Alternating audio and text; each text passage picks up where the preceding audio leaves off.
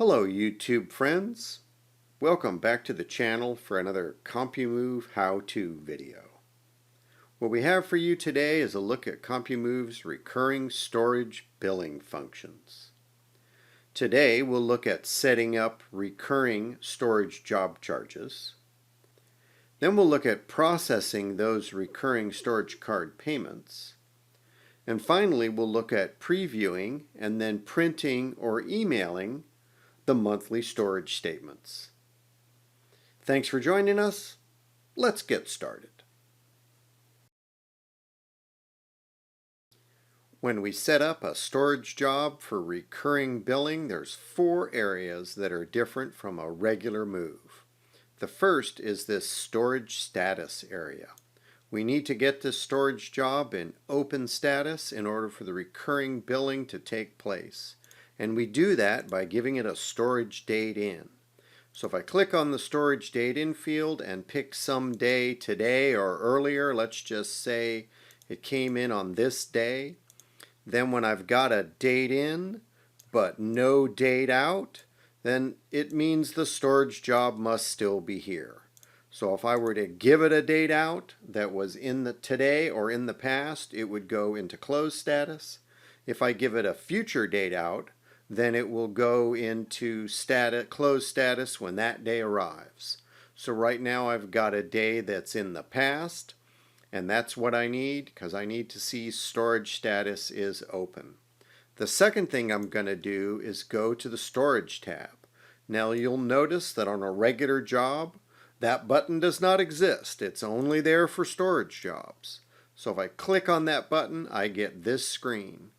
And up here is the recurring storage billing setup area.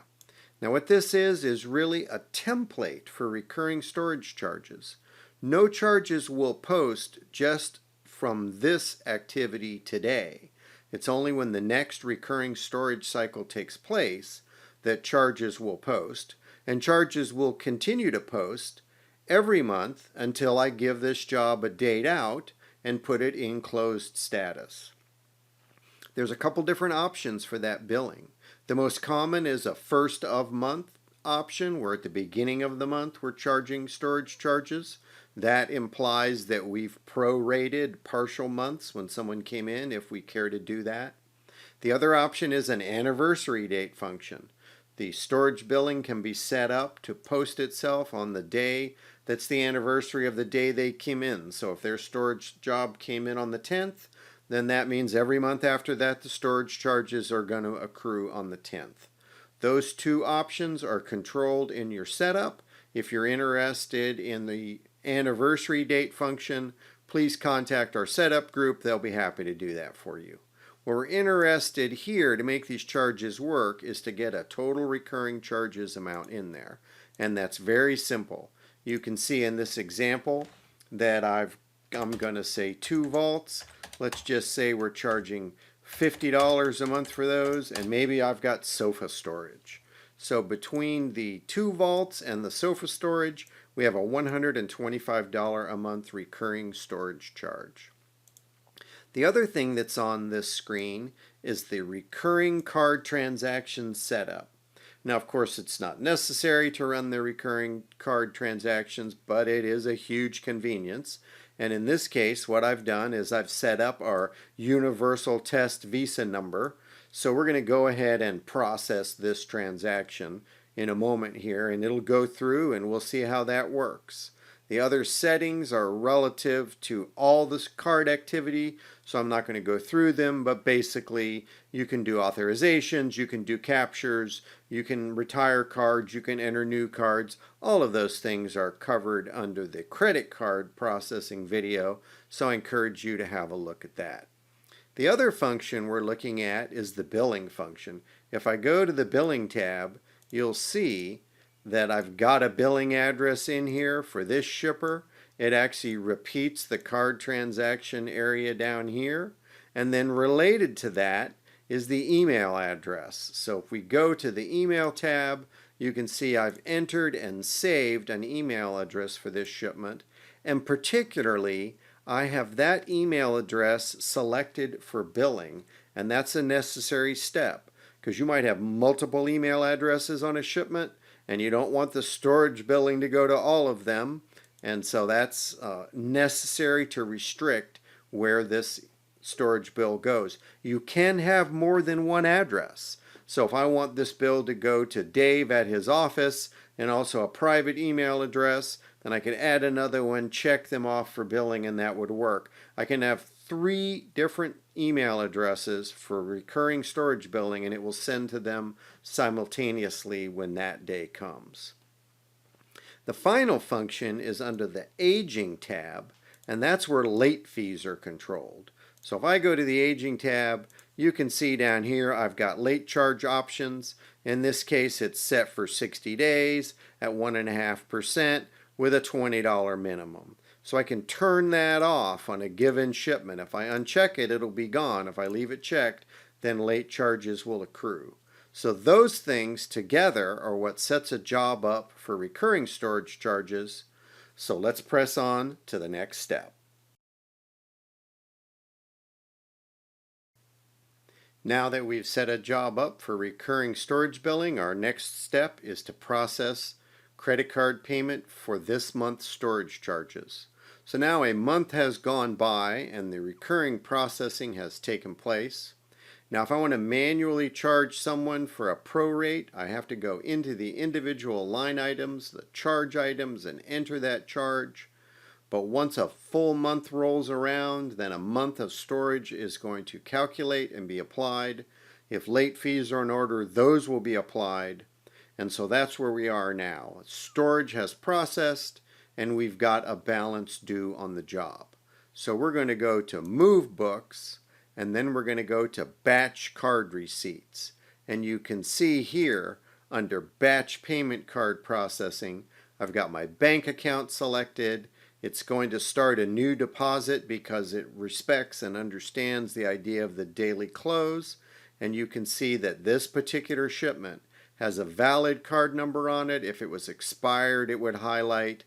If this person had a credit balance, it would know that. In this case, there's a job balance of $125. It shows me the last 4 digits of the card number right there. It also shows the day that the card was last charged, and in this case that's blank because this card has not yet been charged for this shipment. So let's go ahead and do the transaction. So what I'm going to do is click on the Do Post button down here. It tells me I've got 1 job selected. Obviously, if I had 100 storage jobs with credit cards on them, that's what it would tell me, and it would give me a total amount selected. In this case, I've just got a single one for example purposes, so I'm going to go ahead and hit Process Cards, and it's going to run live in real time the credit card transaction, and it's going to apply that payment to the job. So I'm going to go ahead and say Process Cards. Now we'll watch it say that it's sending. We'll see that it got approved. It does that very quickly, and so now the charges have been processed. If I close this transaction out and go back into the card activity history, you can see that that card transaction's there, and I can actually generate a receipt for it. So I can generate that receipt and send it off, and it'll be part of the card history or part of the job history if I want to see that. But we're actually going to do something a little bit different because we're going to generate a storage bill, and that's going to include that payment. So let's go ahead and do that next.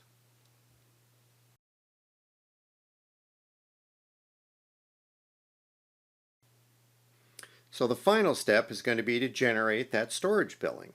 And as you can see, I've gone to the Reports menu and I've gone to the Batch Invoicing option, and we're going to generate storage bills. So I click on Batch Invoicing, I pick my job type, and you can see in this example that I've got 2 storage jobs in here, one with a balance and one without, because the second one for the Williams Company, that has been paid with a card. So we're going to generate a storage invoice or statement that's going to show it paid, whereas the other one for Steve's Storage still has a balance due. There's a variety of options here, and let me point a couple out first of all in terms of how we select regarding printing versus emailing. If you look at this control over here, email include, this determines whether or not we're filtering according to whether someone has an email address. So if I pull that list down and say email only, you can see that Steve's storage drops out because he does not have an email address. But you can see that Dave at Williams Co. shows here, and so that allows this job to be selected for email, and then we can generate batch emailing. So if you select email only on the email include option, then what happens is the email send button becomes enabled. We've got the option of doing single or continuous. I think continuous would be the appropriate thing to do. And then there is a function that's the wait time, and that's a function of how most email servers work. You can't just fire an unlimited number of emails at a mail server, particularly if they have attachments on them, which these will because we're generating a PDF storage invoice. And so experience has shown us that you must meter them or you'll overwhelm the inbound queue of your sending mail server and your mails will start getting rejected. It might require some trial and error on your part to determine what the appropriate value is. 4 seconds isn't bad, but whatever you wind up using, it'll retain that for future use. So before we do that, though, we want to have a look at our storage statements, and we want to look them over and see whether or not they look good and whether we should be sending them off. So I'm looking for things like missing address or incorrect charges, all the things that you might like to audit for a storage bill. So I'm going to say all. So I've got 2 jobs selected. I'm going to be on continuous feed, but I'm going to do batch preview. Now the reason we use the preview function is so we can audit storage bills before we send them out without generating an invoice number and committing this invoice to the invoice register. So let's go ahead and hit preview, and we're going to get a document with as many pages as we have storage jobs. In this case, I've got 2 storage jobs in this batch, so I wind up with a 2-page document. The first is for Steve's storage, and right away I can see I'm missing a billing address, and so that's something I'd want to take care of. The other thing you can notice is under invoice number it has the word preview. It did not generate an invoice number and it did not show one, and it shows preview in its place. If I go to page 2 of this document, now I'm on the Williams Company, and that looks pretty good. I've got an address for billing. This is obviously configured to match a number 10 window envelope, and the return receipt is configured to match a number 9 window envelope. You can see the recurring storage charges right here, and then you can also see that payment that got processed with the card transaction code and then the resulting balance. So this person's storage bill is paid in full. So we like the looks of this, so now we're going to go ahead and run this storage bill transaction and let it generate an invoice number. In order to do that, I'm going to close out this preview. I'm going to leave the option on continuous, but instead of choosing batch preview as I've done before, I'm going to do batch PDF save.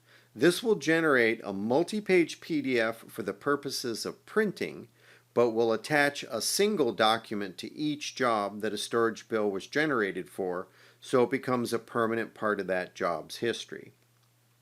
And we do that so if there's any problems with your printing function, if your printer runs out of paper halfway through or there's some other technical computer complication, you don't have to go back and generate storage invoices over again and then have to contend with the fact that you've got duplicates. And it also means then you don't have to go in and out of individual storage jobs to do the document for each one. So we're going to be on continuous. I'm going to check all the storage jobs and put myself at the top of the list because it does run continuous from where you are sitting in the list. That's an important thing to know if you're doing partial runs. So now I'm going to say batch PDF save. And what it does is it generates a storage bill, as a PDF, and then it saves it to my local hard drive where I can open that document and turn around and print it to my printer. So I'll click on Save Local. The document is saved to my local hard drive. If I open the PDF Files button, then I'll be able to see that document and send it to my printer. Then this brings us to the point where we might be interested in really controlling whether we print or email these. And that's why the Email Include button has email only and no email. So if I select email only, then I can generate via email these storage billings, complete with a body message and the PDF attachment. And then I can switch it to no email, and then I'm not using paper or doing a batch run for storage lots that I'm not going to actually put in an envelope and mail away. So once I've generated the statements, we can open up the job and look and see what's there. So I'm going to highlight the Williams Company. I'm going to click Open Job. The job record's going to open. I'm going to go to the Documents menu, and now this job's got two documents on it. One of them is that card receipt that I generated earlier, and the other one is my monthly bill. So if I click on that, I get now just a single page document because we are no longer in preview mode where they're all in there together, and instead I'm in an individual job and I've got the storage bill that I generated, and it's a permanent part of this job record. Now there's some other functions for the recurring storage billing function, and let's have a look at them. The most important is your ability to choose this date range. There's a variety of reasons why you might want to do this. Someone might come to you and ask for an invoice for prior periods. Maybe they're trying to audit their own records. Now I could go into the job and generate their journal history and send it to them, but I also might want to be able to give them something in the monthly format that they're used to seeing, but perhaps say go back to the first of the year and include all their charges and all their payments so that they can be assured that what they've paid us has been applied to their job. But the other thing I could do is I could bill forward. So if somebody says, we're going on vacation until September and we want you to bill us in advance for our storage. So if I do that, we'll sit on this job, we'll do single feed just for this example, and then I'll go ahead and preview. It tells me that I've got a storage bill I've generated today. What do I want to do? And I do not want to delete that one. I want to go ahead and make a new document. But now look at what I get. This is where my previous storage bill cut off. And now you can see that going forward, I've got, in this example, June, July, and August with the vaults and the sofa recurring, and then a grand total accumulating here. Now if this person pays me that in full or authorizes me to charge their card for that amount in full, then they would have a credit balance, and then every month as the recurring charges accrue, then it would nibble away at that. You probably wouldn't combine those two things together. If somebody had a charge card on file, then you're not likely to bill them in advance. That seems redundant. But if somebody wants to write you a check for the full amount, get a credit balance, and then have the ongoing recurring storage card processing eat away at that credit balance month by month, then that'd be a very effective and in fact a common way to handle that situation. So there you have it. Now we've created a new storage job, given it a date in, so it's in open status, set up recurring storage charges, set up a charge card, gone ahead and processed the monthly storage billing, charged the card, seen the payment applied to it, and generate storage invoices, which we're either going to batch email or batch print and send off to the shipper and get paid, and then carry on for this cycle until this storage job goes out. There are, of course, other more advanced functions. So if you're interested in exploring them, or you would just like to discuss these functions with us, please call our office. We're happy to help at any time. And thanks for watching.